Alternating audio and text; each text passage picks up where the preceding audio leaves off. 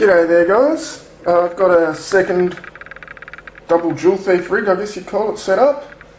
That's the LED off the first one, here's the second one there.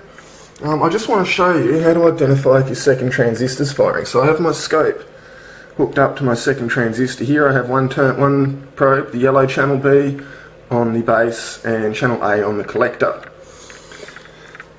Now, collector and base are also hooked up to alternate ends of the green coil here.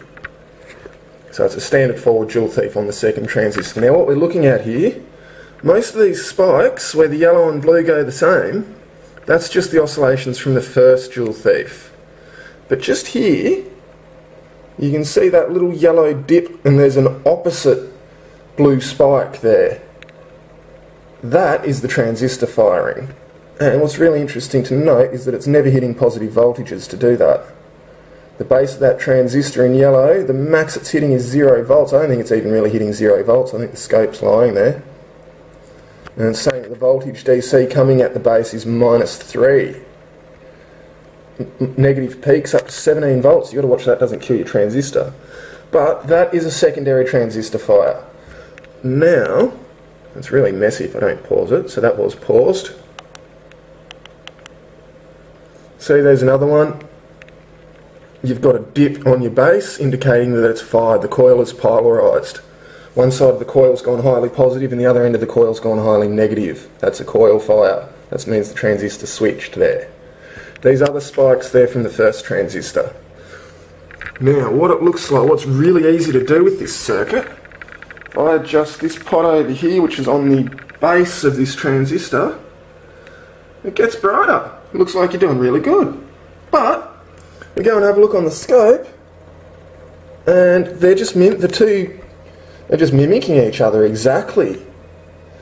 All that's happening there is that this coil is taking an induction effect. Transistor 2 is running on the green, transistor 1 is running on the orange and the copper. So there's an induction effect going on here.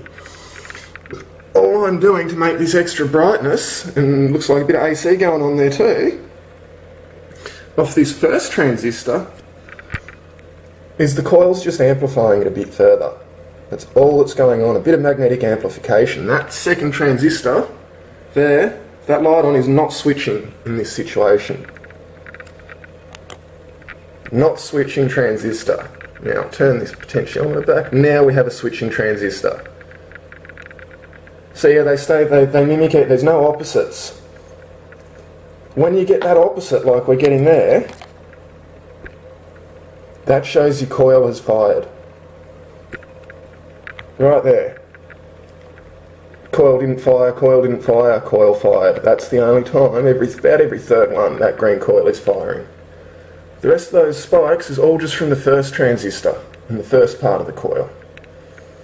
Okay, that's about it for now. Thanks for watching. Here's a rough version of the schematic I've been working on. Now bear in mind I'm not really dead set on these two diodes here. You can switch them around the other way, it will still run. You have to retune it completely, but you have two options there. It can go either way. You can even swap the connections around totally, flip this whole side of the circuit over.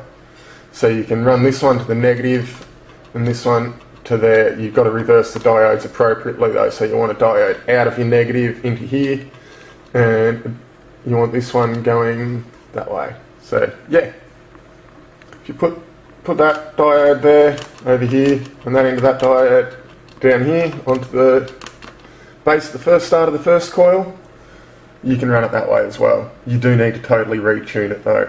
I haven't really got the tuning sussed, I'm sorry, there's no values there. I'm not dead set on any values yet. I haven't got it to run well consistently.